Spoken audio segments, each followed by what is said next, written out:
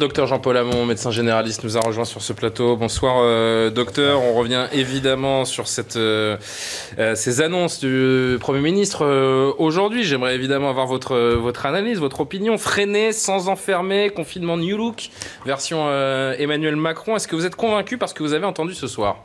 Et je me suis pincé pour savoir si c'était un confinement, quoi. Parce que je me suis dit, on a augmenté, la bonne nouvelle, c'est qu'on a augmenté l'heure de couvre-feu, on a retardé d'une heure, donc ça c'est plutôt bien. En même temps, on change d'heure à la fin du mois. Non, mais ça fait rien, à 19h, c'est quand même mieux, quoi. Vous savez, bon, on peut rentrer chez soi, bon, alors c'est bête, moi j'arrive de Bretagne, donc je sens qu'on va m'interdire d'y retourner samedi, donc ça je sais que maintenant, bon, on est en Île-de-France.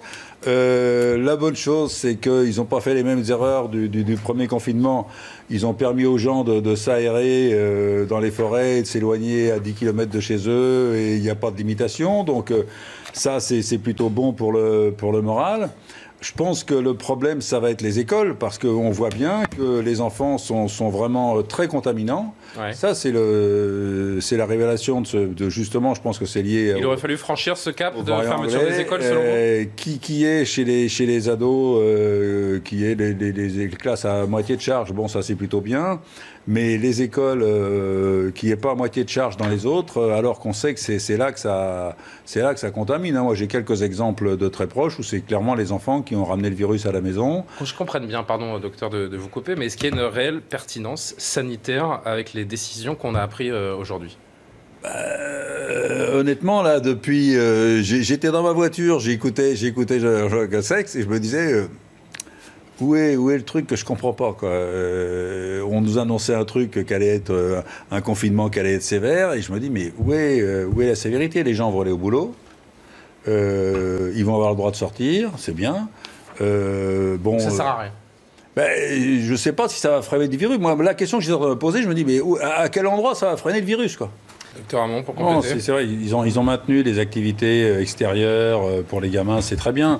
Mais là, je pense qu'on aurait peut-être pu, quand même, pour limiter la circulation du virus, peut-être ouvrir les écoles un jour sur deux ou alterner à mi-charge. Je sais plus ça va se faire pour les collèges et les lycées. Oui, les collèges, mais justement, il aurait fallu faire ça pour les tout petits aussi, les demi-journées aussi, parce que ça permet d'abord aux parents qui font du télétravail de respirer aussi, hein, parce que là aussi, quand vous avez des gamins à la maison et que vous êtes en télétravail, les appartements, ils sont pas faits pour, quoi. Hein. Et puis moi, j'ai vu les femmes surtout arriver dans mon cabinet à la fin du premier confinement, mais craquer complètement, quoi. Les enfants à la maison, l'enseignement à faire, plus le télétravail, elles en pouvaient plus, quoi. Hein. Non, mais c'est... Enfin bon, allez, on le fera après. Non, mais c'est quand vous voulez. Mais je sais que vous en avez sous le pied, docteur. Mais moi, j'en ai sous le pied. Non, mais ce qui me fout vraiment en pétard, c'est que depuis un mois, le gouvernement sait... Olivier Véran sait, le cabinet de Castex sait qu'il y a une boîte qui est capable de sécuriser les petits commerces de 50 mètres carrés, de sécuriser les classes, de sécuriser les salles d'attente. Ça purifie l'air, ça détruit le virus. Et qui ne sont même pas allés voir cette boîte qui fabrique ça à Nantes. Moi, je peux vous dire, ça me fout en pétard quand je me dis, mais attendez, qu'est-ce qu'ils ont, quoi ? Ils ont une armée de fonctionnaires, de techniciens qui pourraient aller vérifier si cette boîte est sérieuse. Qui y est allé ? Ce sont des journalistes qui y sont allés. Et ça me fout en pétard que le gouvernement n'y soit pas allé. Parce qu'imaginez quelqu'un qui permet de rouvrir une boîte qui permet de rouvrir les restaurants, de rouvrir les classes, de sécuriser les salles d'attente ou tous les lieux qui sont regroupés. Vraiment, c'est invraisemblable qu'il ne l'ait pas fait, quoi. C'est pas comme si on était en pleine pandémie. Mais ne pas aller voir, ne pas aller consulter. Mais ne pas aller voir, ne pas aller consulter, voir si ce truc est sérieux, quoi. C'est ça qui est infernal. Ils vont nous refaire le coup du vaccin qui a été fabriqué à Nantes et qui est vendu aux Anglais, quoi. C'est insupportable. Incompréhension, colère chez le docteur Hamon, on le voit en plateau. Les réactions politiques sont à peu près du même ordre. Hein. Le laboratoire suédo-britannique qui réagit d'ailleurs ce soir et qui se félicite de cette annonce de l'Agence européenne du médicament. Vous en félicitez également, docteur Hamon. Tout ça pour ça, j'ai envie de dire. C'était attendu, si vous voulez, cette histoire de suspension. Vous savez, j'ai l'occasion de le dire, mais on a manqué de masques. On a peur de notre ombre, franchement. On a manqué de masques, on a manqué de tests, mais on va bientôt manquer de parapluie pour protéger les hommes politiques, hein, parce que franchement, c'est que ça, c'est ça la vérité. C'est uniquement ça. Oui. C'est uniquement ça. À partir du moment où l'Allemagne suspendait, la France était obligée de suspendre, alors que l'agence européenne qui a donné l'autorisation aux médicaments il y a 3 mois n'allait pas se contredire. c'était couru d'avance. Donc en attendant là, il va falloir que nous on rame parce que les vaccins, on a perdu une semaine de vaccination, mais en plus là, les consultations vont être un peu plus longues quand les gens est-ce que les gens vont vouloir revenir se faire vacciner? Ça va pas être de la tarte. Hein, on va le savoir. Intéressant de voir ça dans les jours qui viennent. Mais Jean Castex va montrer l'exemple. Hein. Il l'a dit, demain, il se fera vacciner, certainement face aux caméras. C'est pas mal, c'est pas mal. C'est une bonne avec chose. AstraZeneca, c'est une bonne chose. On continue d'en parler évidemment avec vous, Jean-Pierre Hamon, Jean-Paul Hamon, autant pour moi. Pourtant, on commence à se connaître depuis le temps. Jean-Paul Hamon. La morale de l'histoire, elle l'a très bien dit. Hein. Les réanimations sont à flux tendu. Béclair et visiblement Bicêtre ne sont pas encore complètement débordés. Mais la solution, c'est pas forcément d'augmenter le nombre de lits. Hein.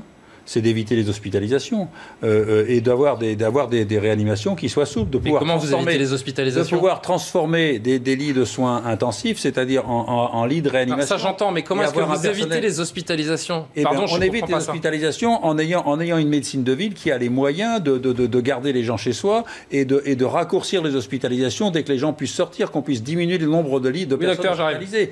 Et ça, si vous voulez, ça n'a pas été fait. Et on a vu avec le Ségur de la santé, qui est en fait un Ségur de l'hôpital, où on a mis 18 milliards sur l'hôpital. Moi, j'avais compté 23, mais Jean Castex a dit 18, c'est très bien. On a relancé la machine à creuser le déficit sans réorganiser les soins. C'est vrai que je vais le redire, mais c'est vrai que le Ségur de la santé n'a rien réglé. C'est un Ségur de l'hôpital. On a relancé la machine à creuser le déficit parce qu'on n'a pas modifié le mode de fonctionnement du système de santé. On n'a pas, justement, l'hôpital, vous savez, Jean-Marc Ayrault l'a dit à Grenoble, l'hôpital ne doit plus faire ce qui peut être fait en ville. Or, depuis le début de cette pandémie, on méprise la médecine de ville, on méprise les médecins libéraux, on les a laissés bosser sans masque. Quand il s'est agi de verser des primes, les internes qui faisaient leur stage en médecine générale étaient initialement privés de primes, mais ceux de l'hôpital l'avaient. Les médecins, les chirurgiens qui étaient dans les cliniques, qui ont été déprogrammés justement pour appliquer le plan blanc, ils n'ont pas eu de primes, ils n'ont pas été indemnisés. Ces gens-là, ils sont transformés en aides-soignants pour laver les malades atteints de Covid, etc. Donc si vous voulez, ça c'est quelque chose la médecine libérale est complètement oubliée depuis des années. La France est en train de se désertifier de ces médecins libéraux. On ne donne pas les moyens à la médecine de ville d'éviter les hospitalisations et de les raccourcir. Là, pour l'organisation des soins non programmés, on a demandé un 116-117 libéral qui régule l'accès aux urgences, qui répond aux Français pour prendre en charge toutes les pathologies des gens pour leur éviter d'aller à l'hôpital. Est-ce que vous croyez qu'on a le moindre financement pour ça? Non. On est en train de faire des cadeaux à Doctolib, on est en train de siphonner les données des Français avec ce système de vaccination. On est en train de préparer le lit à Doctolib pour le système d'accès aux soins. Alors là, justement, ils vont avoir l'ensemble des données des Français et on les laisse faire un logiciel métier comme ça. Non seulement ils auraient le portable, le mail et leur pathologie, mais on saura de quoi ils souffrent. Donc, si vous voulez, tout ça, il y a un système de désorganisation du système de santé. On a une occasion unique et là, on est en train de la rater. Docteur Hamon. Non, mais c'est vrai que c'est pas facile de gouverner en ce moment, mais quand même, le docteur Borowczyk, en 2017, il était avec un de mes collègues de Belle-Île-en-Mer et Thomas Meignet, et il convenait avec le docteur Pinard de Belle-Île-en-Mer, il convenait qu'il y avait urgence à réformer le système de santé. Or, on voit bien qu'avec cette pandémie, on est prêt. Oui, non, mais j'ai des camarades qui me suivent et qui ont de la mémoire, M. Borowczyk. Et c'est vrai que là, on touche du doigt à la fragilité du système de santé et de l'absence de volonté de réformer le système de santé, parce que des pandémies, on en aura d'autres. On en avait eu en 2005, on aurait dû être prêt, parce qu'en 2005, il y avait cette grippe aviaire, où il y avait cette organisation, et où Xavier Bertrand, d'ailleurs, nous a permis d'avoir des masques qu'on avait en stock dans nos cabinets. Hein. On a eu en 2009 cette pandémie qui n'est pas arrivée, justement, H1N1 sous Roselyne Bachelot, où on a pu voir l'efficacité déjà de l'administration française. Mais là, le système de santé n'est pas réformé, le déficit se creuse, les hospitaliers sont malheureux de travailler dans ces conditions-là, on utilise mal le personnel hospitalier, on néglige complètement la ville, et là, ça c'est votre responsabilité actuellement, parce que le quoi qu'il en coûte, on est en train de sortir des milliards, on a une occasion unique de réformer le système de santé, les conditions sont réunies, et vous ne la saisissez pas. C'est ça que je vous reproche.